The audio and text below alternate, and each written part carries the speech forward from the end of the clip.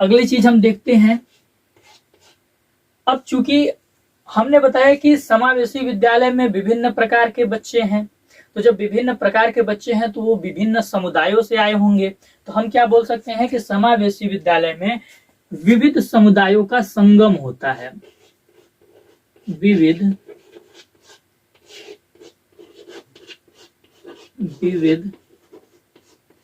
समुदायों का संगम होता, विविध समुदायों का संगम होता है।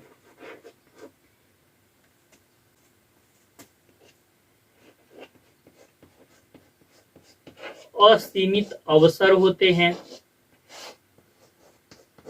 असीमित अवसर होते हैं। पाठ्यचर्या व्यापक होता है, पाठ्यचर्या व्यापक होता है। और इसी वजह से क्या होता है भाई, अधिगम भी ज्यादा होता है।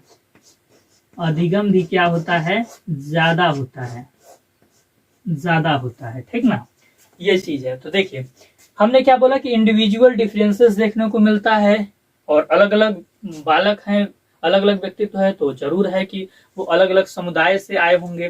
तो विविध समुदायों का संगम होता है समावेशी विद्यालय के अंदर। विविध समुदायों का जब संगम होता है, अलग अलग समुदाय के बालक जब आपस में मिलते हैं, तो उनको सीखने के अवसर भी सीमित न होकर असीमित मिलते हैं, ज्यादा अवसर मिलते हैं। अगर आपके पड़ोसी में सिर्फ आपके ही धर्म के, आपके ही भाषा के व्यक्ति रहेंगे, तो आप अपने ही संस्कृति में सिमट कर रह जाएंगे। लेकिन आप कल्पना कीजिए कि आपके पड़ोसी में कोई तमिल का व्यक्ति है, कोई मराठी है, कोई महाराष्ट्र का है जिसको मराठी आती है, सिख धर्म का कोई व्यक्ति है, तो आप ज्यादा सीख पाएंगे, ज्यादा व्यापक आप मतलब अलग अलग संस्कृति भाषा की भी आपको समझ हो पाएगी। तो वही चीज यहाँ पे भी होता है, असीमित अवसर हो जाते हैं। पाठ्यचर्या भी व्यापक होता है। क्यों व्यापक होता है? क्योंकि भाई दोनों प्रकार के बच्चों को समेटना है।